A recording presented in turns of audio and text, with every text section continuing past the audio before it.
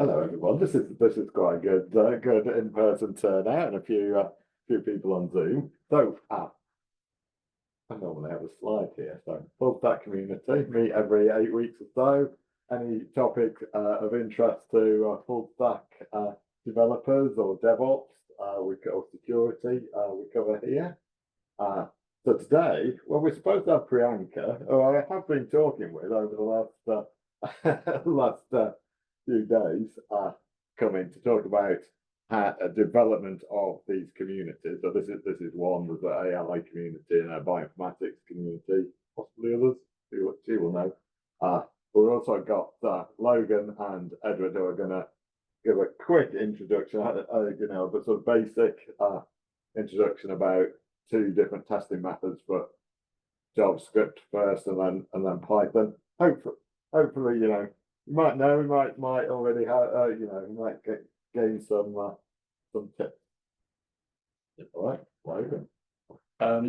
Yeah, so I'm going to be talking about Jest testing in particular, and how our team uses it for unit testing on the front end. So if you're not aware, Jest is a JavaScript testing framework. There's quite a few benefits that I've personally found using it. So there's quite a few useful features. So the first one is built-in mocking, which is very useful for kind of obviously mocking out modules, functions, and it's really good at isolating the unit test, which makes it a lot easier to test kind of component functions and that kind of thing.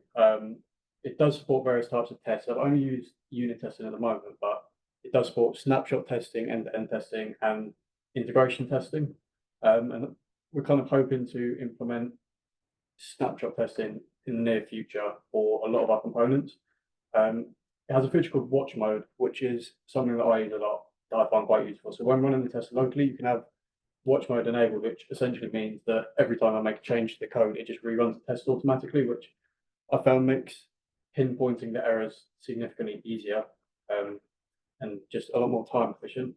And then another one is documentation. So there is a lot of documentation surrounding Jest, not just on the website, but it's a very widely used testing framework, which means that if you run into a problem, most likely someone else has run into the same problem or something similar. So it's very easy to find kind of support for that kind of thing. So how or why do we use Jest in our team specifically? So if you don't know, we have a very big UI library that's used across tons of different apps and programs at the moment. And we realized that we didn't actually have any tests for any of the front end stuff, which was a bit worrying. So we've implemented some unit tests, or began to implement unit tests. So on the left, you can see we've implemented them to our GitLab run as well. After every commit, they should run on the components or our UI library.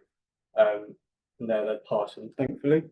On the right, you can see a kind of just basic example of what one might look like. So obviously you describe a test, and you can create multiple tests in a describe function. So you can see it's mocking out inputs, passing to one of the custom functions that we've written, and then expects an output. That's just a very basic one just to get started when I was looking into it. But like, as I mentioned, we are looking at trying to implement snapshot testing for a lot of our different custom components through the project, and there's still quite a lot of learning we're doing as we're going. But I find it very useful at the moment, and it does seem to do quite a good job for a lot of our custom functions. That's it really from me. I think Edward's going to talk about Pytest. So, do we have any questions? Questions at the end. We can do questions at the end, or we can do. Yeah, okay. Sure. So I will be talking about our back-end testing using Python, specifically the Pytest library. Pytest is a bit like an augmented version of the standard library testing in Python. It's decently good. I really like it. I'll talk about specific specific parts of it that are really useful in a second. But I'm here more to talk about how we used to do tests when we had a contract and how we do them now, because previously we had serious problems in some of our older code with actually testability, not just testing itself, but if you code in a way that's not necessarily, it's not very cohesive and quite tightly coupled, you end up with a lot of tests that are meaningless.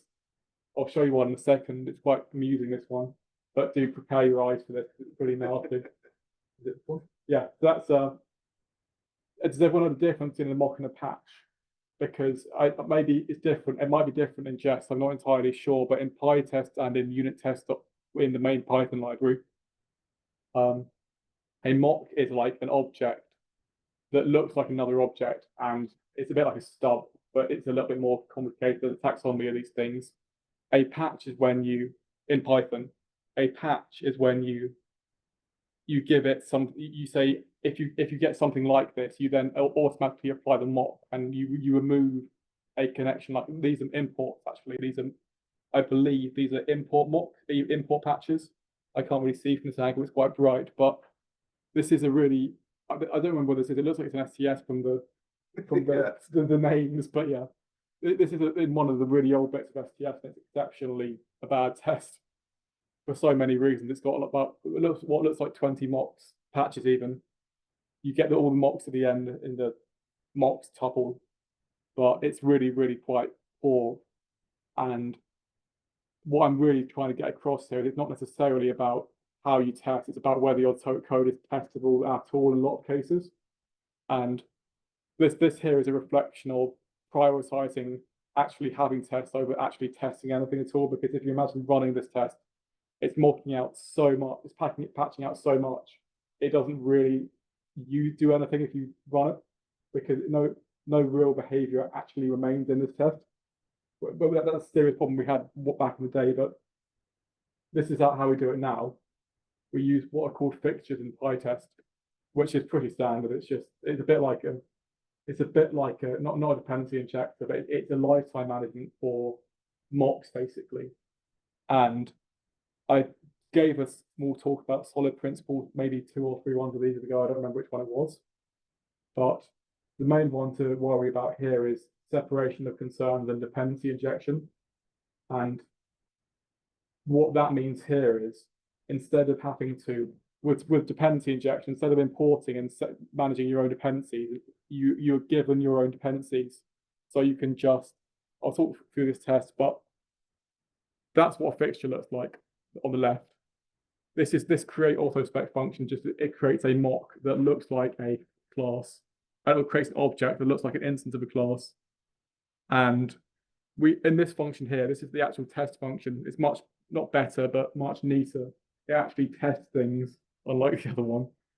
And yeah, this here, you can, when you create a fixture, it creates a mock, and then other fixtures can receive other fixtures as arguments, or they can be consumed within a test function. And what this does here is it requests an API data source, which is a bit like an API client, although that's also called an API client. Is that no? It's fun. And this API client is a dependency of API data source. It's sort of like the internal bit, and that's all managed by the fixtures. It doesn't matter to you how these were constructed, and you can do tests on them and stuff, and asset assert and like.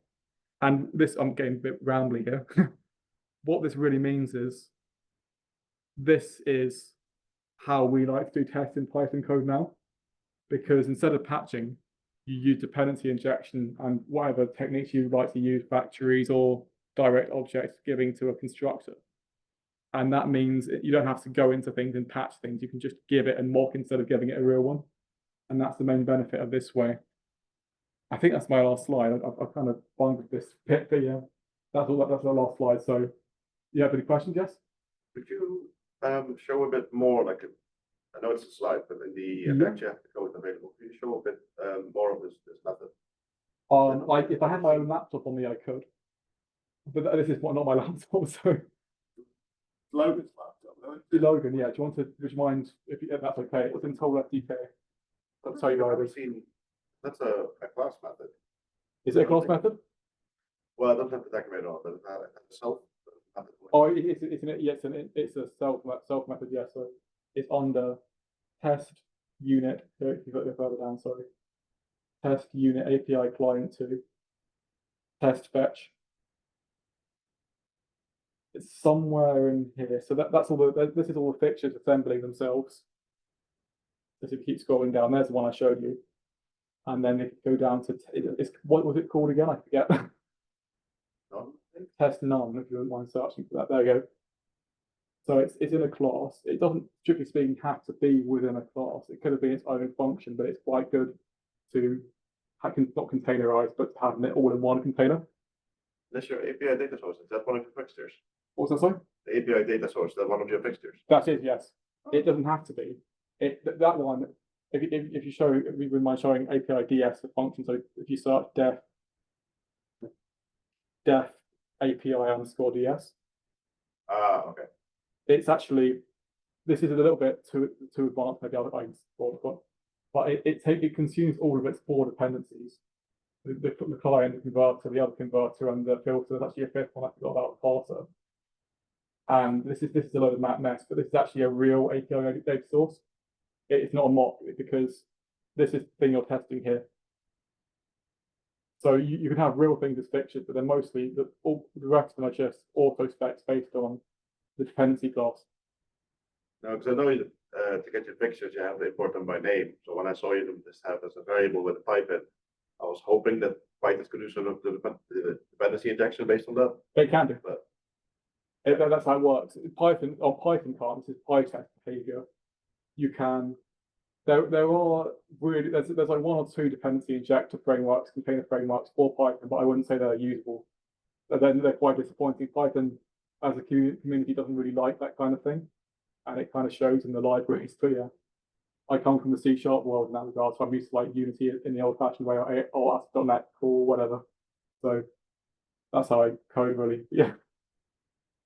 Does anyone else have any questions for me or Logan?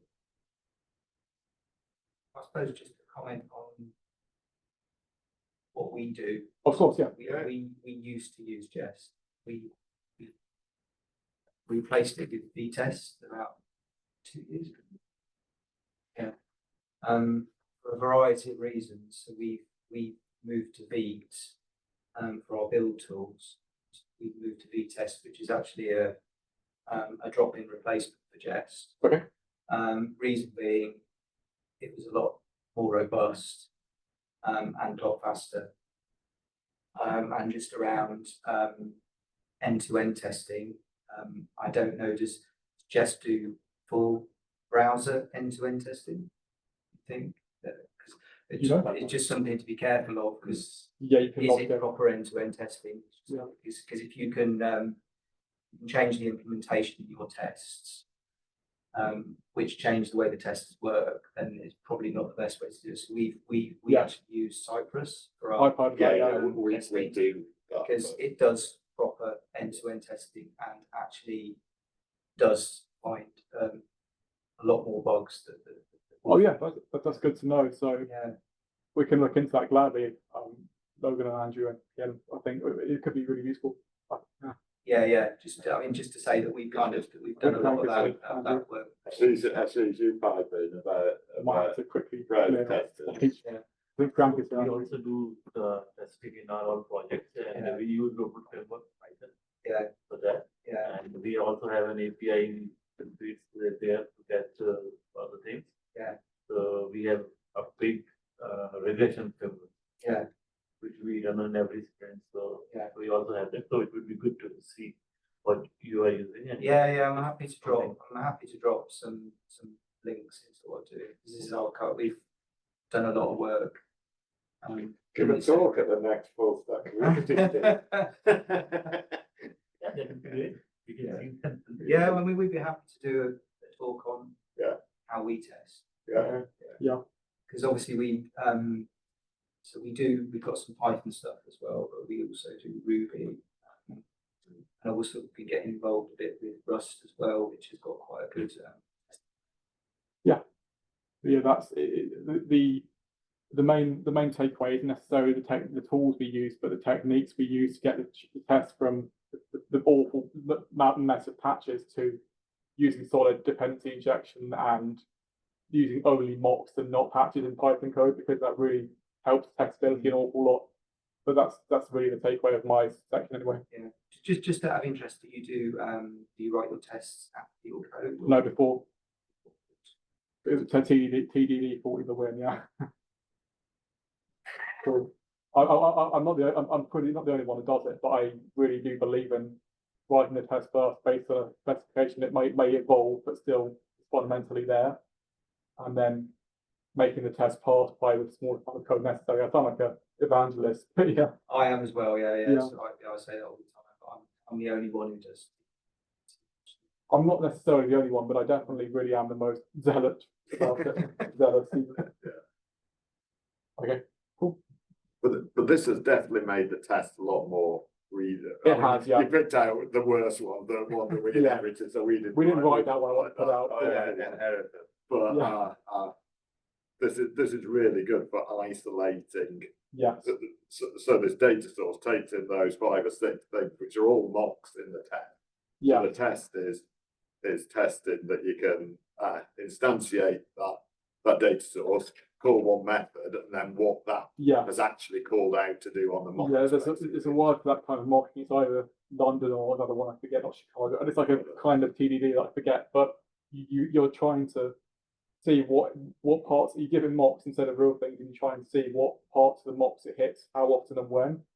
And there's like 2 main strategies of mocking. I forget which one that is, but yeah, it has a name of the city. I forget. I think it's not London. It's the other one. Maybe it's Detroit. I don't know. It's called a. We have an example in the system test of like the conf. Oh, yeah. Conf test. Oh, glad you take over for a second. That's it. So we also have system tests. They're not very well named in terms of it's sort of like a name that's stuck. It basically means anything that has more than one container to have to run, Docker-wise. You have a conf, that's the wrong one.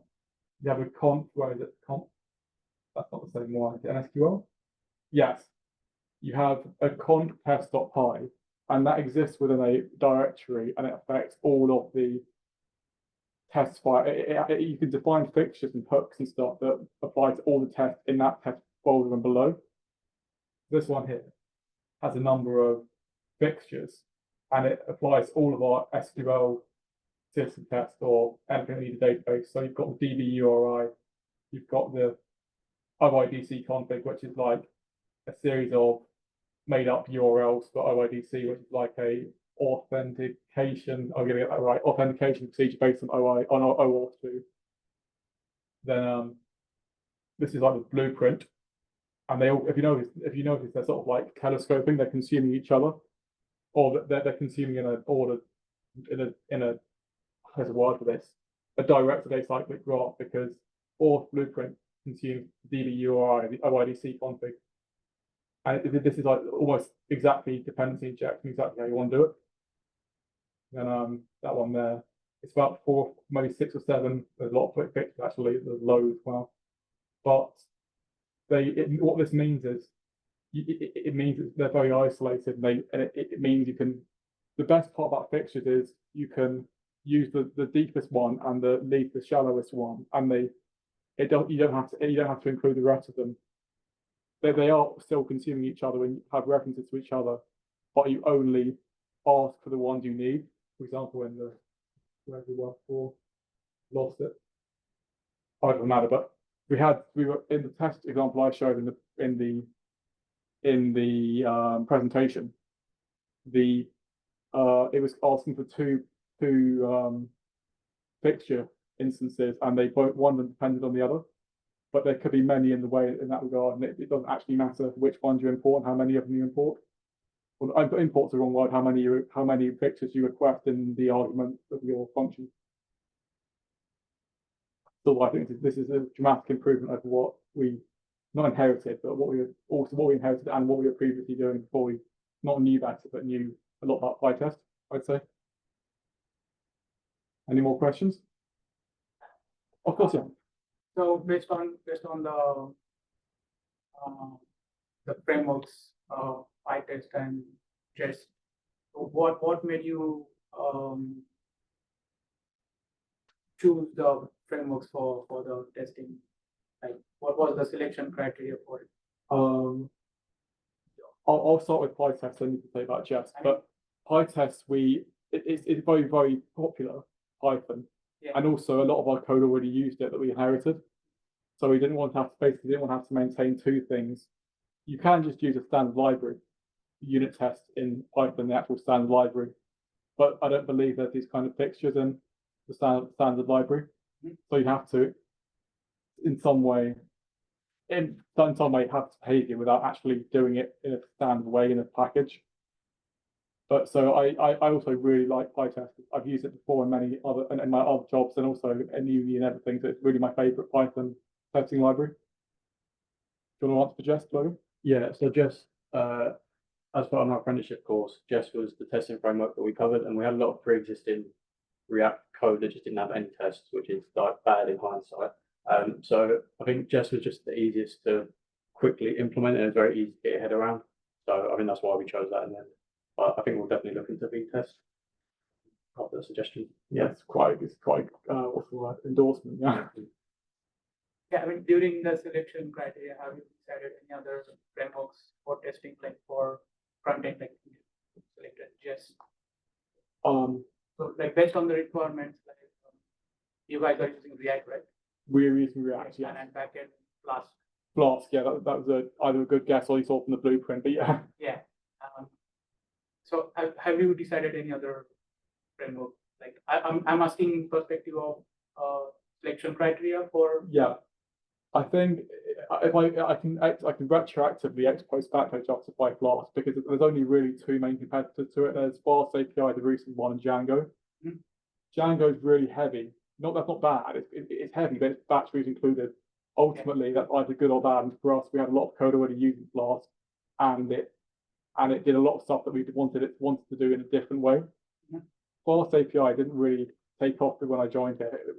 In the last 2 or 3 years, got really popular. In retrospect, if I could do it again, I'd probably use Fast API. If I was doing all this code again, but we've got a lot of Flask. Flask isn't going anywhere. And Flask is just what we chose for that reason, or what we chose to continue to use. So, yeah. So have you thought about in future, like if you have backend using Flask and if you have models, about models fixtures, have you thought about the performance issue when running it onto CI pipeline?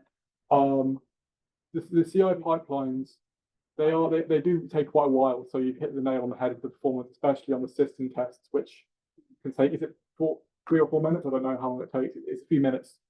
It's a lot of tests, a lot of uncertainty, but normally if something breaks, it breaks before you start hitting actual Flask APIs in a testing environment. We have unit tests as well, and they normally pick up most bugs sooner in the pipeline and fail the whole thing. So you get feedback quicker. But yeah, you are right. Flask is quite not slow, but it's very synchronous and very blocky.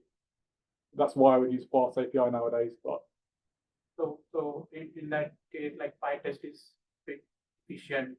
Yeah, Yeah. Pytest is it's feature filled. It's fast and performant enough.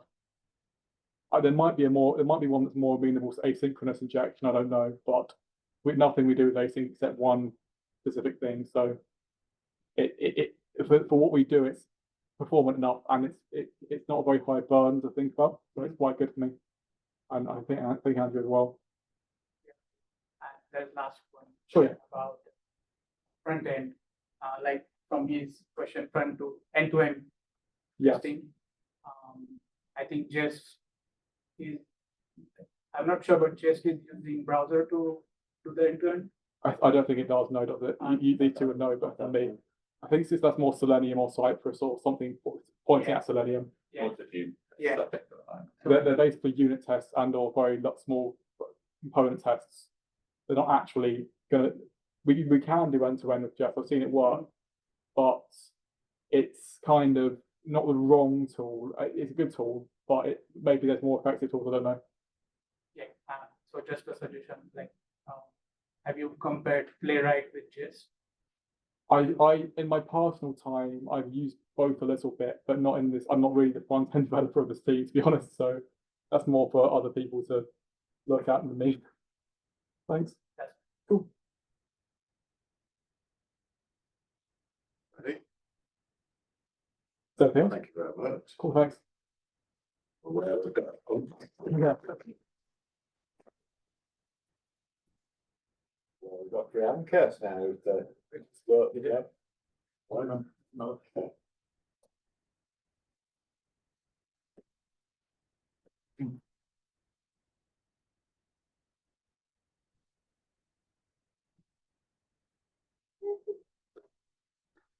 You Yeah, must share share screen. screen on Zoom. Imagine if you know somehow, I don't know how. That's the room you're in. Yeah, Go to the. Yeah. Share screen. and then it sort of knows somehow that when you press off that. Who's you in the room? Okay. Give it a try. Oh, okay. Okay. Can people on Zoom see it? Just get a hands up. They're asleep. Yeah, you got thumbs up. Okay, thank you so much. All right, so this is going to be a little different than your usual presentation. I'm really interested in understanding what you want as a community. So early this year, I was hired to take care of a network called the Biodata Developers Network. Comms came up with it. You cannot blame me for the name. But the idea for this is to bring more external perspective into Sanger, because we like to live in our bubble. Our bubble is really nice. But to bring more external perspectives and talk to other organizations, not just at the manager level, but for the people who are actually doing the work. And so the focus was 3 areas. We'll help provide some advanced computational training because EBI has a training team, but our learning and development in Sanger doesn't actually cover that. They do basic Python or things like that, but they don't actually do advanced tech training. Break down organizational silos, so they pretty much talk to each other more, don't just live in your bubble, and then bring more external perspectives in, so actually work with people you don't generally work with. So with advanced computational training, one of the things is training workshops. This community hasn't done much of it. Some of the other communities have. But based on the conversations I've had across Sanger, these were some of the ideas that came up with that might be relevant to this community. Rust training, Git and GitHub best practices, Python best practices, and then taking a Python script and turning it into a package. I think one of the community members, Ian Wilmus, and I'm probably butchering his name, but he is interested in, for example, running this training. So you guys might have other ideas. So I want this to be a discussion. So if you have, I'm going to pause here. If you have other ideas for training you would like, you think you would benefit from, or that you are willing to volunteer your time for, any thoughts, ideas? Okay, we will keep going, but at some point, I'm sure we will have ideas. yes. But yes, think about it. You can reach out to me or Andrew at any time, and we'll try to work it through. I mean, I'd add testing to that list. Okay. I think maybe the software developers are possibly quite good at testing, but I should imagine there's a heck of a lot of code at the institute. Your name. Oh, thank you. Oh, thank you. Suggested. I'll delegate it immediately. All right. Any other thoughts or ideas? Okay. So we'll keep going. If you think of something, do stop me. The other thing we've heard about is people want to be prepared for the next thing. They want easy, on their own time, on-demand learning.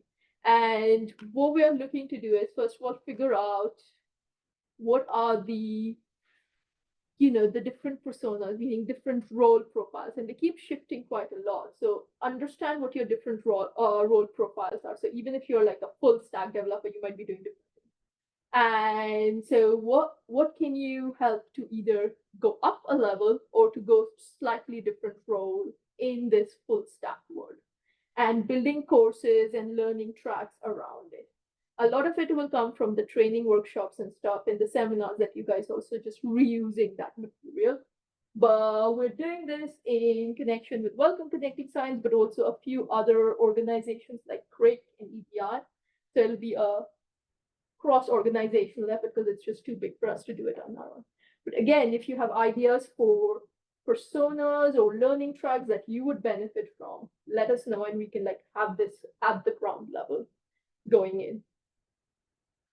Okay. So the next bit is the communities, and there are around 3 technology areas. There's the AI one, the bioinformatics one, and this one. And it's open to all. The reason I'm emphasizing it is it's not just a Sanger thing. So if you have friends in other organizations you think should come and join us, please do invite them. And the other thing we do in this area is horizon scanning workshops. So this is to understand where we should be going next. So looking at the next 5 to 10 years. And this is where you can share your expertise if you have interest in these areas. And these change every year, so they're not fixed. For this year, we've got 4 areas: artificial intelligence, digital security, for which the work has already started. And these are, again, cross-organizational. So we do it with other, so EBI, Crick, Turing, and AstraZeneca are the ones we work the most with because they are local. Then there is talent development, which also started just last week. And then the next thing we're looking at is thinking about data sharing and the global south. If you have other ideas on which you think would help your work or help set the strategy for this community, that is something I am interested in hearing about. I need to pause here to just think about how you would like to see the communities of practice, this community, for example, being shaped, or if there is an area of horizon scanning you would be interested in exploring, or where you think you have expertise and you would like to lend your expertise. Is there anything from Zoom, or are they really sleeping? Okay,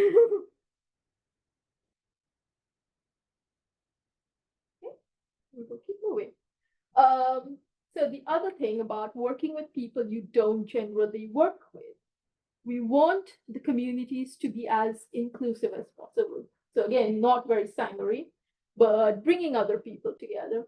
One way to do it is to do hackathons, solve problems, ideate around new things, prototype them in, again, that's not something the community's done before, but me and Andrew have been talking about how to extend an end-to-end portal, and just picking up a few ideas around that, trying out different data sets, trying out different extensions, maybe into finance or grants and things like that, forecasting using an end-to-end tracking portal. So you might have ideas that might help your team, or where you want to bring in external people to help you ideate and prototype. That's something you can suggest. Any thoughts?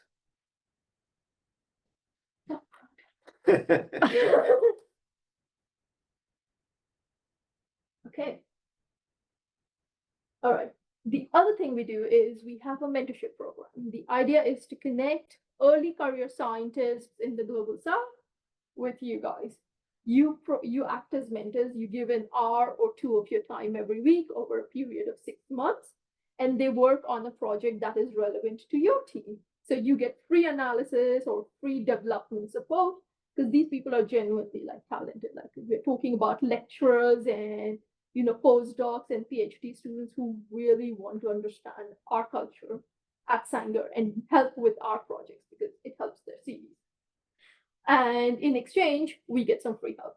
So we are currently running our pilot cohort, and then next year we're going to run the second round. And I do hope some of you would be interested in hosting this. So we provide them with the hands-on project experience. We provide them with some structured training, career coaching, and they also get to come here for 2 weeks, attend a conference, meet all of you guys, and hopefully eventually join Sanger.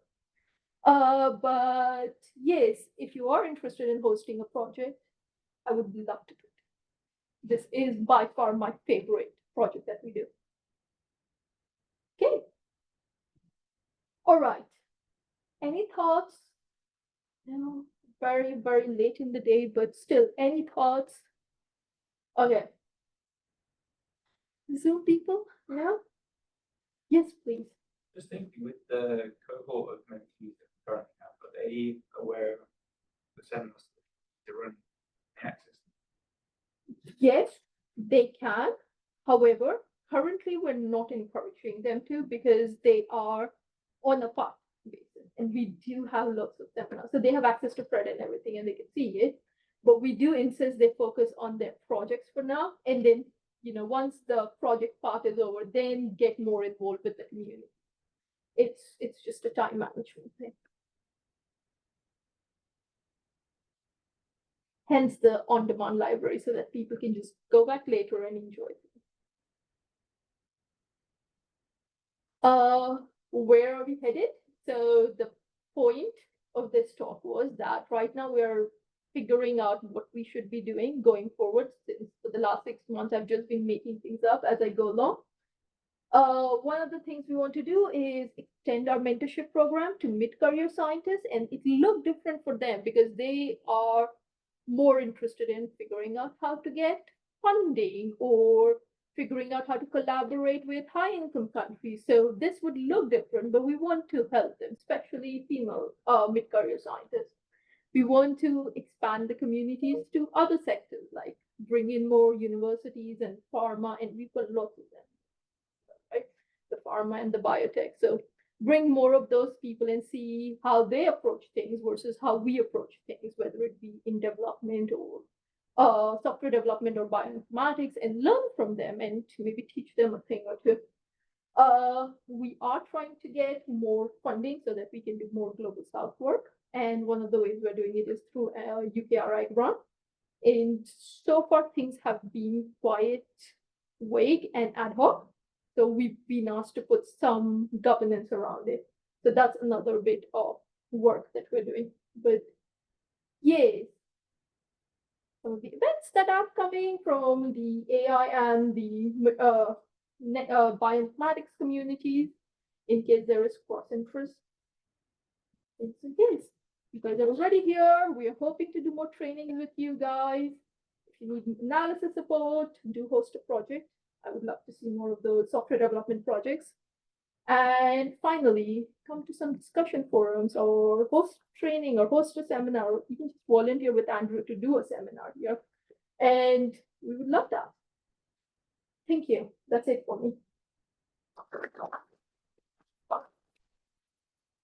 Anything, any feedback, anything we can take back with us that you would like to see in the next 6, even a year's time, different or the same? Do not touch it. Okay, thank you. Zoom, no? For this, if we're just thinking about this, this sort of meetings, it's quite good. We were talking that with these networks, we're going to have access to other speakers as well. So hopefully we'll see some more external speakers. So it won't just be, us regurgitating the same stuff. So that's the sort of plan if we can. More best practices that way, exactly. So it helps. Yeah. Do you want to send a couple of questions and we can put it out on the Slack channel though? Maybe give people time to digest, and then we can. I'll summarize this into like 3 bullet points, and then you guys can think about it. Yeah, and then ask for feedback on that. Then people will have time to digest it. Yeah. And it's okay if you think about it 2 months later that you want a specific training, you can just come then. But yes, it's just this is an open discussion. Whenever you need help, we want to help. Thank you. Cheers, Bianca. Okay, right. That's the end of the formal things. And I am just going to put out a teaser for the next meetup, which is on the 5th of September. We do have an external person coming in, and it's from the University of Cambridge, and he's going to be talking about accessibility, particularly of websites, what the legislation is, what we should be doing, and more importantly, some ways that some easy, low-hanging fruit that we might be able to do. I don't know, but I mean, we don't really think about it at all. I don't know about others, but I know there are certain laws about it that we should be doing, and so he's going to hopefully come in with some viable suggestions of how we can improve on that thing. So that should be quite good. That's 5th of September. All right. I'm going to stop recording. Thanks everyone on Zoom. I'm going to stop recording now, but good to see you.